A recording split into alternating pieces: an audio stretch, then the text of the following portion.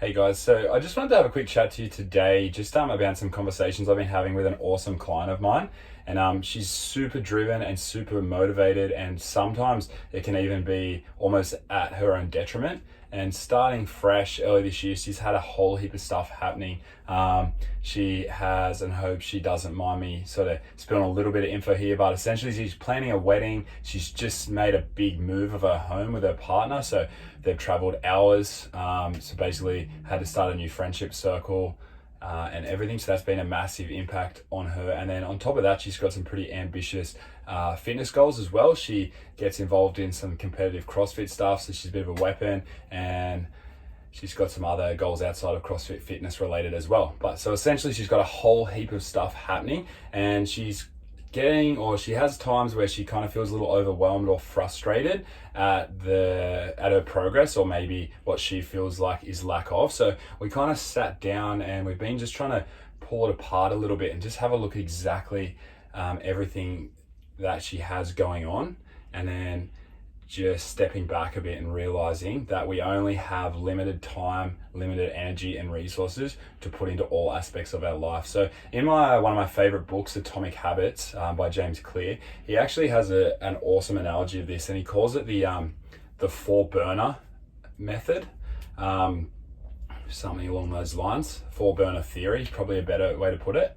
And essentially what we're trying to imagine here is, say, your gas cooktop at home. So if you can imagine the four burners that you have on there, and each one of those burners represents a different major aspect of your life. So one might be your relationship with your partner, one might be your family and friends, the other may be your work, and then your health and fitness is 4. And the gas or the energy that's supplying those burners is your time, energy, and resources. So they are limited. So what we're trying to think about here is we don't have enough resources to have all 4 of those burners burning flat out. So essentially we cannot optimize or give 100% of our energy to all 4 burners or aspects of our life. What we have to do is we have to make some decisions which burners we potentially turn down so that we can supply some more gas, time, resources, energy to the different burner variations of where we're at in our life. Alrighty, so in some aspects we may decide that it is time to dedicate a lot more of our time and energy to our health and fitness. So that burner is going to take more of our gas, that flame is going to burn brighter. That means that potentially our work or our friendships and our family burner has to take a little bit of a back seat. Maybe you can't go around to your parents' house for a dinner that night, or because you need to get your sleep in. And that's not right or wrong. That's just an analogy, maybe a terrible one, but you understand what I'm trying to say. If we are to prioritize and try and put 110% into one aspect of our life, it is natural that other aspects of our life are going to have to take a back seat. And again, there's no right or wrong. That's up to you how you balance that. So if we're trying to give equal energy or equal effort to all 4 of those aspects, what we have to understand is that maybe we're not going to get to our maximum potential in each one of them at the same time. Yeah. So we have to try and accept the fact that we're doing our best with what we have, the time, energy, and resources that we have to put into that aspect, and we have to accept that and be happy that we're doing our best. And if it means that much to us, then we have to be willing to put more energy into it, which means we have to take that energy from somewhere else. So something else is going to sacrifice or suffer a little bit. Every decision we make has an opposite sacrifice that we have to be willing to take on as well. So we just have to try and be conscious of that. And there's a few different ways that we can consider working around this. I kind of just covered off on the first one. It's just to be mindful that and accept the fact that potentially one or more of those aspects are going to suffer a little bit while we put more focus into each one, or we just be happy and accept the fact that we're doing a pretty good job at all 4 aspects. Yes, we could be doing better in one aspect, but that means that the other aspect might need to suffer. So, and that is okay. If you've got a newborn baby and you want to spend time with your baby and your partner, then probably our health and our fitness might suffer a little bit because we just don't have the time to dedicate to the gym anymore. We can't really be upset with that. We have to accept that fact.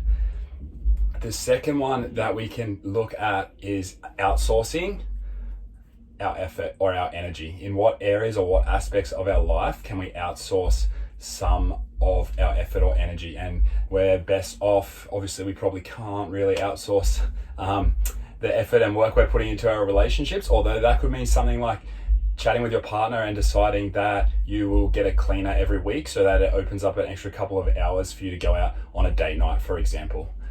So there's plenty of different ways to look at there. What aspects in your business can you outsource to give you more time to spend on other areas of your life? So what is it in your life, I suppose, that doesn't really bring you any joy or value, or that you feel like your time's better spent elsewhere? Consider outsourcing those aspects of your life to open up that free time.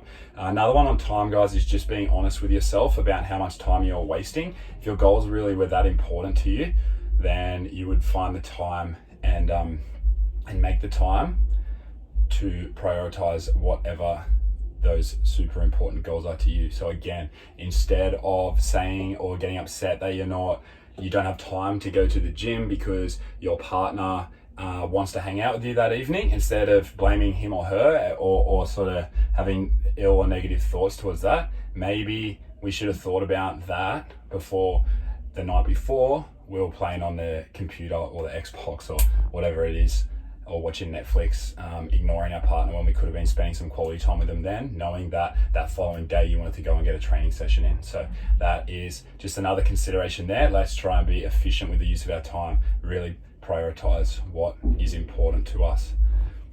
They're probably the main aspects, but I just wanted to highlight that fact mostly that for a lot of us driven sort of motivated people have a heap of ambitious goals, which is awesome and it's cool. We just have to be realistic with ourselves about, are we putting in the work to get there, the work really required to reach the goals? It's nice to say that we have those goals, but are we really doing the work that we need? And are those goals all that important to us?